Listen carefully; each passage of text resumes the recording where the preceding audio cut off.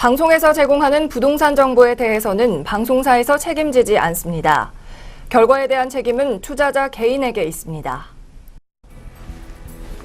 전국의 내경제TV 시청자 여러분 안녕하십니까. 이춘모의 재테크 시간입니다. 그동안에 제가 거의 60강 동안 우리 지방 시청자분들이나 또 바빠서 전체적으로 시청을 못하신 분들도 있고, 또 핸드폰에서 제 이름을 검색해서 또 다시 보기를 또 이렇게 귀찮아서 못한 분들도 있는데요. 제가 그래서 이번에 새 강의를 특집을 딱 60강의를 축약해가지고 중요한 엑기스 부분만 그동안 했던 얘기들과 좀 더 거기다 살을 붙일 부분으로 해서 이야기를 하고자 합니다.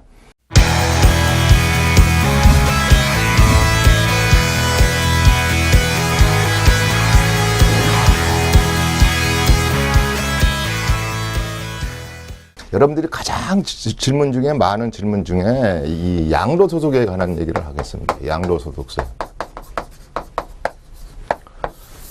자, 앞으로 이 시장의 파리 대책 이후로 시장의 진입벽을 넘어서 더 사실 분들도 양도소득세를 중과한다는데, 그 다음에 과거에 사뒀던 분들도, 사놨던 분들도 이제 팔고자 하니 4월 1일 이전에 좀 팔고 싶고 다주택자로부터 벗어나고 싶은데 이 양도소득세가 정말 문제가 되는군, 이렇게 해서 질문이 많습니다.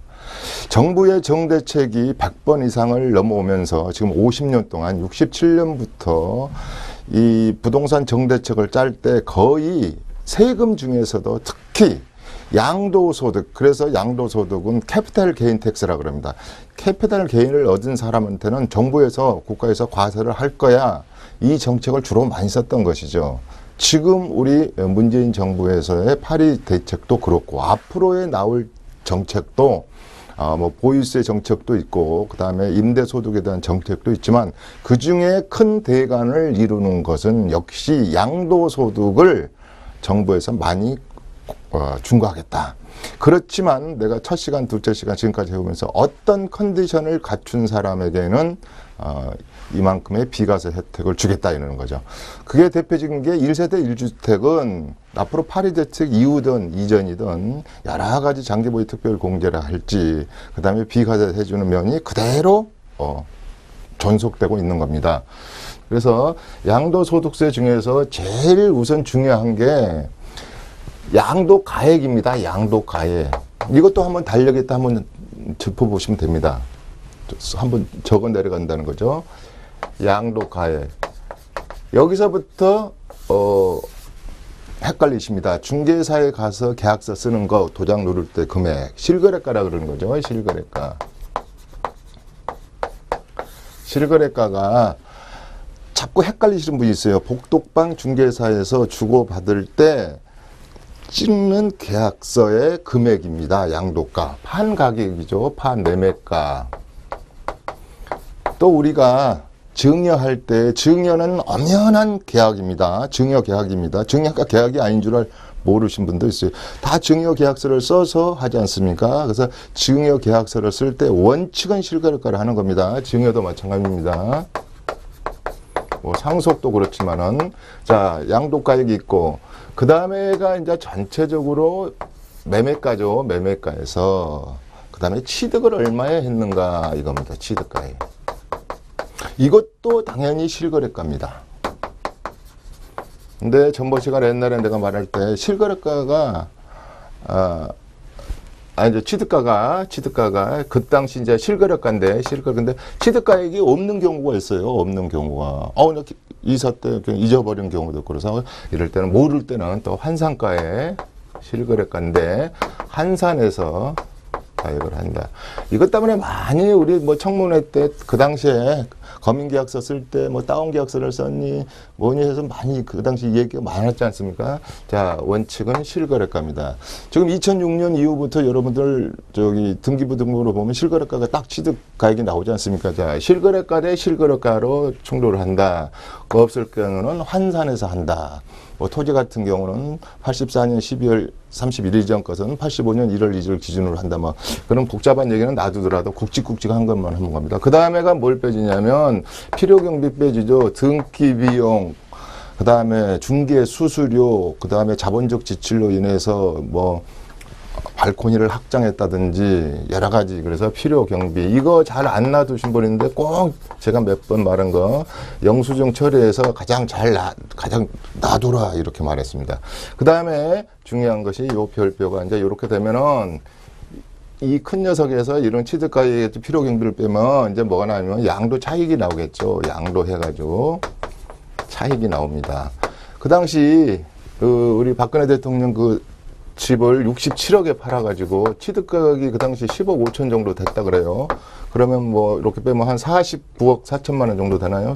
그러네요. 10억 5천. 아니 뭐 49억 한 4천 뭐. 이렇게 이제 양도 차익이 나오는 겁니다. 근 50억이 이제 남은 거예요. 차익이 남은 거예요. 그런데 여기서 중요한 것은 우리가 1년 이내에 만약에 팔았다 그러면 단일세율 적용해가지고 뭐 50%, 그 다음에 40%, 그 다음에 미등기 재면은 70% 이렇게 단일세율로 적용하는데 단일세율이 그래서 무섭습니다. 다른 어떤 여러 가지 공제 혜택을 안 주는 것이죠. 분양권도 내년부터 팔면 무조건 단일세율 적용해서 50% 플러스 지방소득세까지 포함해서 55% 이런 식이 되는 거죠. 그래서 양도 차익이 약 50억 가까이 났습니다. 약. 그 다음에 이제 여기서 중요한 게 뭐냐면 양도 차익에서 제일 중요한 게 장기로 보유했다 이 말이에요. 투기 목적이 아니고 장기로 보유했기 때문에 장기보유, 장특세 그러죠. 장기보유 특별공제. 요게 제일 중요하다 그랬습니다. 이게 모든 세금을 좌지우지합니다. 자, 1세대 1주택짜리는 80%나 이 양도 차익에서 공제를 해주고요. 2주택자는 30%나 공제를 해주고 기타 토지 건물도 30%나 해주고 근데 이것이 우리가 내년부터 파리대책에서 개정안이 발표되고 또 대책 속에 들어보면 투기 과열 지구, 투기 지역 그러니까 조정 대상 지역 내에 있는 물건이라면 이제는 이걸 안 해주겠다 이런 겁니다. 이게 이제 굉장히 큰 겁니다. 그래서 우리가 세금을 계산할 때는 우리가 흔히 말해서 일반 지역의 물건이냐, 투기 과열 지구에 있는 물건이냐, 조정 대상 지역. 그저께 파리 조책으로 40개 여러분 늘어났죠. 이런 거에 따라서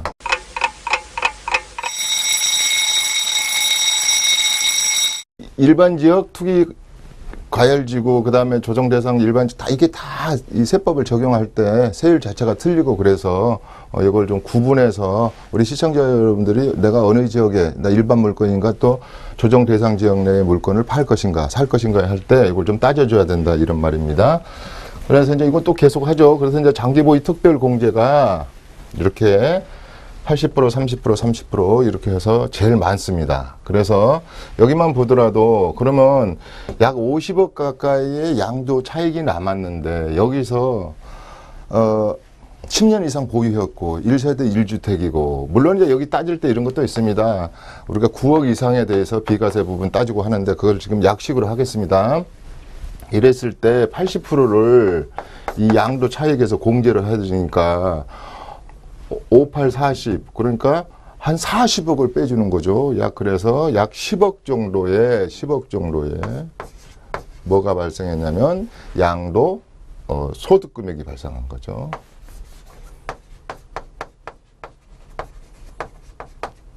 자, 이렇게 점점 홀쭉홀쭉해지는 겁니다. 처음에는 필요경비 뭐 빼고 뭐 빼서 양도 차익이 이렇게까지 50억 가까이 발생했고 또 80%를 여기서 공제를 해줘 버리니까 양도 차익에서 점점 홀쭉해집니다. 자, 이런 상태에서 10억 가까이 나와서 또 우리가 1년에 1회 한해서 또 기본 공제 해주잖아요. 250만 원. 뭐 이건 얼마 안 되니까. 그래서 이거 우리 세법에서도 1회에 꼭 250이라도 공제받고 싶은 분들은 1년에 한 번만 팔아라. 또 근데 그 말도 맞지 않는다 그랬죠. 어떤 것을 세법을 통산해서 할 때는 1년에 2번, 3번 팔아가지고 통산시키는 것도 좋다. 뭐 원론적으로는 표현을 하자면 그렇습니다. 그렇게 되면은 실질적으로 이제 여기서 세율이 들어가겠죠. 요 금액에 대해서 공제해서 세율이 몇 프로냐. 그래서 뭐 6%짜리냐, 15%짜리냐. 우리가 뭐 35% 구간이냐, 40% 구간이냐, 내년부터는 42% 구간이 하나 또 추가되잖아요. 42%가 5억이 초과됐다. 양도소득 금액이. 그러면 42%다. 거기에다가 우리가 조정 대상 지역에서 뭐 3주택을 가진 사람이 팔았다. 그러면 또 20%에다가 지방소득까지. 그러면 뭐 60%가 훨씬 넘어가는 세금을 물게 되는 것이죠. 오늘은 뭐 거기까지는 이제 하지 마시죠. 그래서 여기는 이제 5억이 초과가 됐기 때문에 40%짜리로 해서 요 금액이 10억 남았습니다. 세율 곱하겠습니다. 40%. 그래서 약 4억. 신문에는 한 3억 8천 정도 냈다 그러죠. 그 다음에 이제 지방소득세 10%. 그러면 아까 공제하고 뭐 이렇게 우수리 이렇게 띄고 그러면 정확히 계산해 보면 한 3억 8천만 원 좀 넘게 나오더라고요. 이런 식으로 여러분들이 양도세를 쭉 여러분들이 가지고 있는 물건을 한번 팔았다 생각하고 딱 전자계산기로 주판을 한번 놔보는 거죠. 그래서 양도소득세가 이렇게 이루어져 있다. 이렇게 보시면 됩니다. 그러니까 어떻게 보면 이 어렵지도 않습니다. 또 우리가 홈택스의 그 시스템에 국세청 홈택스에 양도소득세 신고하는 거에 들어가 보면 거의 쉽게 이런 것을 이렇게 계산하게끔 해놨거든요. 저도 홈택스로 많이 이제 하는데 단 이제 상속세 부분, 증여세도 가능하더라고요. 우리가 신고해 보면. 근데 상속세 부분만 여러 가지의 공제를 할지 따질 것이 많아가지고 잘 안 돼요. 그래서 상속세하고 증여세 거의 빼놓고는 양도소득세, 부가가치세 이런 것은 이 엔티스 프로그램이랄지 또 이런 뭡니까 그 우리 홈택스 프로그램들이 잘 돼 있잖아요. 그래서 그런 식으로 양도소득세를 한번 따져볼 필요가 있다 그랬습니다. 근데 그저 와중에서도 이제 주택 부분의 양도소득세를 전번에 이제 말씀했잖아요. 대부분 이제 주택이니까 뭐 주택 아니면 토지 아니면 뭐 상가 아니면 뭐 건물 아니면 뭐 기타 상품 이런 정도인데 이 주택 부분에 대해서 특히 주택 부분에 대해서 세금을 중과를 많이 하고 그 다음에 장기보유 특별공제도 많이 하고 거의 우리가 지금 주택가가 이루어져 있지 않습니까?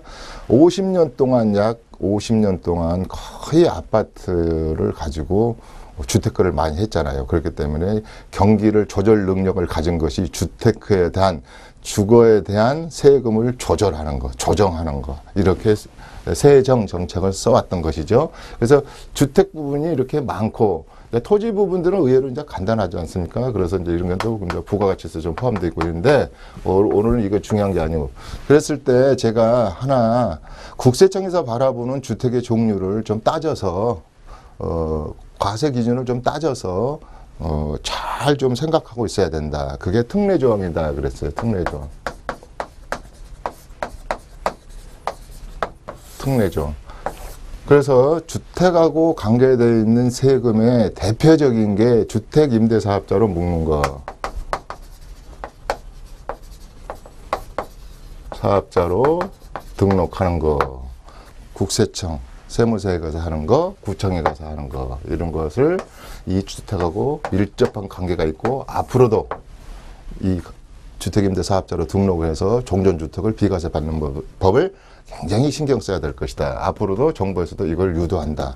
그 다음에 주택하고 아주 좀 비스무리한 거, 성격을 비슷하게 가지고 있는 것 등의 대표적인 게 실거주 해서 우리가 실질과세 원칙에서 주택으로 보는 거. 대표적인 게 오피스텔은 건축법이지만 주택으로 실질적으로 사용할 때 주택으로 보기 때문에 2주택, 3주택이 걸린다. 이런 거. 심지어 상가에서 내가 전 가족이 거주를 하게 된다면 그 상가도 또 펜션도 주택으로 볼 수 있다. 이런 것들을 얘기했죠. 그 다음에 이제 특례 조항으로서 여러 가지 이제 주택 중에 고향주택 같은 거 있지 않습니까? 고향주택. 내가 은퇴를 해서 또 은퇴를 해서 살고자 하는 주택을 하나 샀다든지 또 시골의 어머니 아버지로부터 하나 살고 계신 주택을 상속이나 증여로 받았다든지 이런 주택의 개념. 그 다음에 우리가 가장 중요한 것을 이것을 아주 포인트로 가져라 했잖아요. 그 다음에 예정주택을 하나 샀다. 재개발과 재건축을 다음에 이 건물을 허물고 관리처분을 받아서 입주권으로 바뀌는 과정에서 주권을 받침으로써 이걸 주택으로 본다 이런 거에서 이 세금이 가장 어렵고 복잡하고 특례 조항도 많다 그렇게 했습니다. 근데 또 철거되면 어디서 살아야 돼? 꼭 전세 이주비 받아서 전세만 살 수 없잖아요. 그래서 대체주택에 관한 거. 그다음에 우리 분양권 같은 거. 아직은 주택이 아니지만 잔금을 치른과 동시에 이제 주택으로 되는 것이죠. 그래서 여기에 대한 세금 365일 이상 가져갔느냐, 이하 가져갔느냐, 2년 이내에 팔아야 하느냐 이런 거. 이것이 우리가 4, 5년 동안 여러분들이 많이 분양을 받았기 때문에 이런 부분에 대한도 세금도 많이 고민스러운 겁니다. 고민스러운 거. 그다음에 요새는 또 해외주택. 해외주택을 매입할 수도 있고 해외로 영주권을 얻어서 간다면 영주권을 취득하는 날로부터 2년 이내에 우리 서울에 우리 대한민국에 있는 주택을 팔 때는 비과세 해준다든지. 그다음에 요새 또 전근 간다 그러잖아요. 또 질병차, 요양차, 또 학군 따라서 시도로 이사를 갈 때 그럴 때에 우리가 그 비과세 받는 방법이 있잖아요. 그다음에 뭐 우리 조합주택 요새 많이 하잖아요. 이렇듯 뭐 더 있겠죠. 더 많습니다. 그래서 이렇게 한 무더기로 이렇게 해가지고 주택에 관한 양도소득세 고민이 제일 많다고 해야 될 겁니다. 우선적으로 한 대가 한 70% 넘는다 그랬지 않습니까? 그 다음에 이제 토지입니다. 토지는 대부분 새로 구입해서 할 때 고민이 있는 게 아니고 옛날부터 가지고 있었던 거나 선대로부터 증여나 상속을 받은 분이 이제 좀 내가 사업을 하고 좀 해외여행도 가야 되니까 팔아 써야지 할 때 이제 고민이 되는 거잖아요. 특히 이제 올해부터는 이게 좀 틀려졌다고 했잖아요. 비업무용 토지는 10%포인트 가산율도 붙지만 그러니까 양도소득세의 세율이 16%부터 출발하는 거예요. 16%부터. 내년은 52% 구간까지 늘어나는 거죠. 그 다음에 장기보유 특별공제는 소급해가지고 작년에 판 매도 부분은 안 됩니다. 올해부터 판 매도 부분은 소급해서 내가 5년 가지고 있다, 10년 가지고 있다. 그러면 10년을 가지고 있었으면 내가 30% 장기보유 특별공제도 주고 요 토지 부분 다른 것도 그래서 이런 것들이 좀 바뀐 부분이다 이런 말이죠. 그 다음에 이제 요새 수익형 부동산 많이 그러니까 수익형 부동산 하니까 여기서 그래도 10건 중에 한두 건은 또 이 부분에 대한 거, 건물이랄지, 오피스텔. 이거 사고 팔고 많이 하지 않습니까? 특히 이게 51만 거구나. 지금 우리 오피스텔이 공급됐다 그랬잖아요. 많이들 사셨잖아요. 또 이것도 사업자 등록증을 내가지고 부가가치세를 건물분의 10%를 한금 받으면 이제 부가가치세에 대한 것이 나옵니다. 포괄적 양도양수.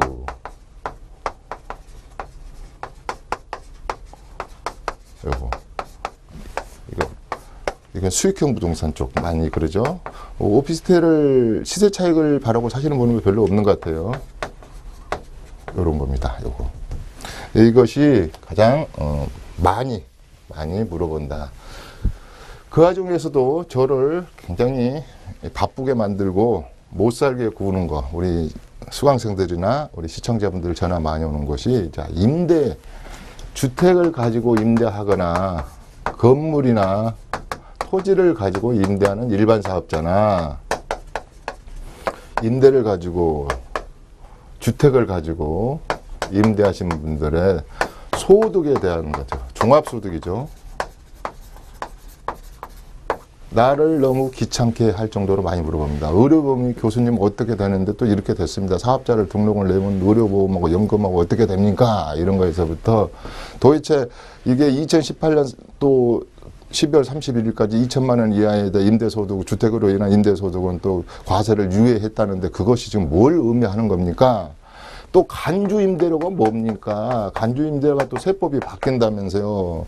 올해까지는 85인데 내년부터는 60제곱미터 이하의 3억 이하는 주택수에 포함 안 된다면서요. 뭐 이런 거에서부터 주택 관련 아마 세금 문제만 디테일하게 내가 사례별로 여러분들한테 시청자 여러분들한테 강의를 한다 그래도 한 10회 분량 정도 됩니다. 10회 분량 정도. 그래서 오늘은 그 이제 주택 관련 이런 세금들을 쭉 지금까지 해오면서 58회, 59회, 60회 해주면서 제일 많은 부분을 할애해서 했다. 그 이유는 그만큼 중요하고 우리가 컨디션을 갖추면, 이 조건을 갖추면 국가에서는 가세금 없음, 감면하겠음, 비과세하겠음, 아니면은 더 중과하겠음, 그런 거 있죠. 조세특례제한법도 그래서 존재하는 거고, 중과하기도 하고 또 특례 조항에 따라서 감면, 비과세하기도 하고, 그만큼 이 주택 부분이 그렇게 많은 부분을 차지한다. 그래서 오늘의 이제 58강의 주택 부분 세금을 시즌 1에서 마무리하면서 하는 것은, 제발 주택이든 토지이든 건물이든 간에 양도소득세가 가장 관계가 있는 것은요, 아까 파는 타이밍입니다. 그러니까 이게 기간이죠. 기간. 얼마나 많이 보유할 건가, 이거예요.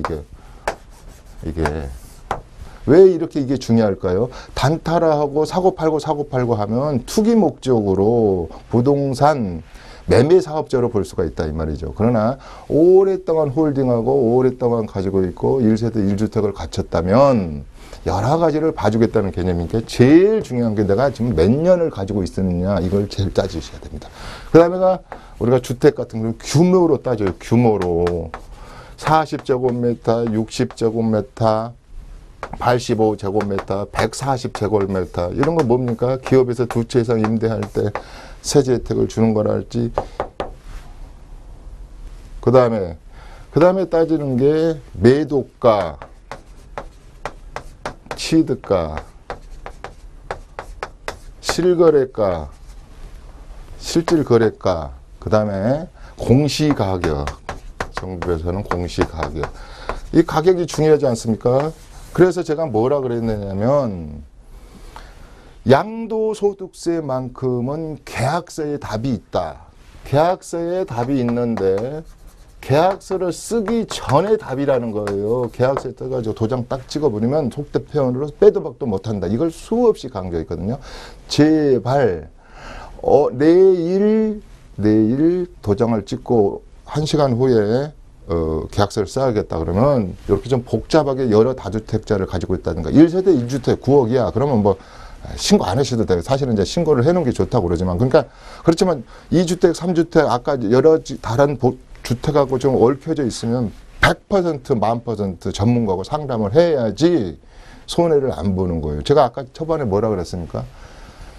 이 절세 중에 절세, 그러니까 절세를 하면은 잘하면 그 사람은 능력자라고 하잖아요. 절세는 능력, 탈세는 불법. 이걸 머릿속에 딱 하시고. 그래서 이 이후에도 여러 가지가 이제 있겠으나, 적어도 요 파는 시기, 보유 기간, 규모, 매도 시기, 그 다음에 하나 이제 마지막으로 더 한다면, 다른 주택 가지고 다른 주택과 유사주택과 연관성을 내 팔려고 하는 매도 물건 자체와 꼭 비교, 분석해야 됩니다. 분석.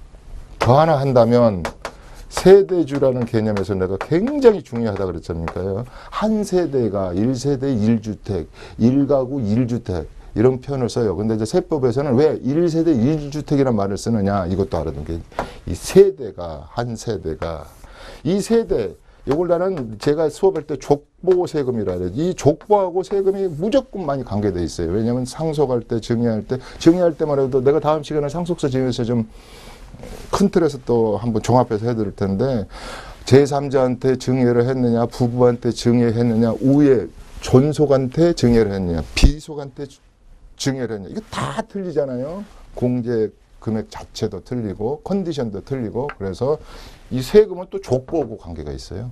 그러니까 세대지, 족보, 유사, 매각, 규모, 파는 기간, 이런 것들을 종합적으로 한번 더 케어풀, 뭐라고 하죠? 조심하자 그랬습니다. 오늘의 마지막 멘트입니다. 저 58회 이제 2회 남았네요. 시즌 1은. 그래서 주택 관련 것을 한번 더 양도세하고 한번 계산해 가면서 한번 비교해 봤습니다. 그렇게 좀 각인되셨죠? 자, 시청자 여러분, 오늘 여기서 마감하도록 하겠습니다. 다음 시간에 다시 찾도록 하겠습니다. 이춘모였습니다. 감사합니다.